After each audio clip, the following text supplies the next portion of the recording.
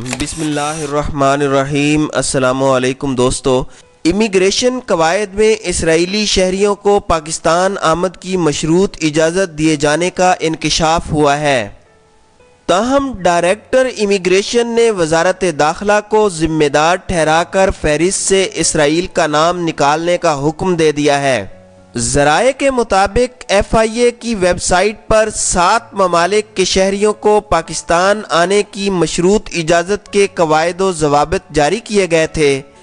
نئی امیگریشن قواعد کی فہرست میں اسرائیل سمیت بھارت، بنگلہ دیش، بھوٹان، نائجیریا، فلسطین اور صومالیہ کا نام شامل کیا گیا تھا۔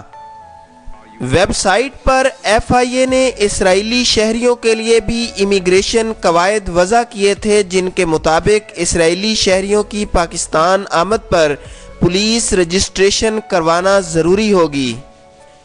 اسرائیلی شہری متعلقہ DPO سے قیام پرمٹ لینے کے پابند ہوں گے اور روانگی سے قبل پرمٹ واپس کرنا ہوں گے اور پھر انہیں ٹریول پرمٹ جاری کیا جائے گا۔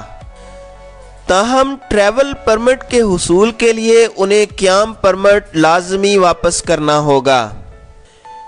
قواعد کے مطابق ورک ویزا اور سارک ویزا رکھنے والوں کو پولیس رجسٹریشن سے استثناء حاصل ہوگا اور نئے امیگریشن رولز میں اسرائیلی شہری کو استثناء حاصل ہے، تاہم بھارتی شہری اس سے مستثنیٰ نہیں ہوں گے۔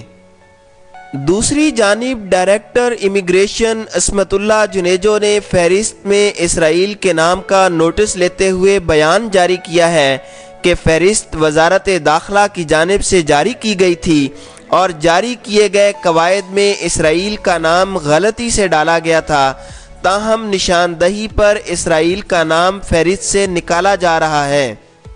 انہوں نے مزید کہا کہ امیگریشن قواعد میں اسرائیل کا نام شامل نہیں، اسرائیل سے متعلق اسٹیٹ کی پالیسی بالکل واضح ہے۔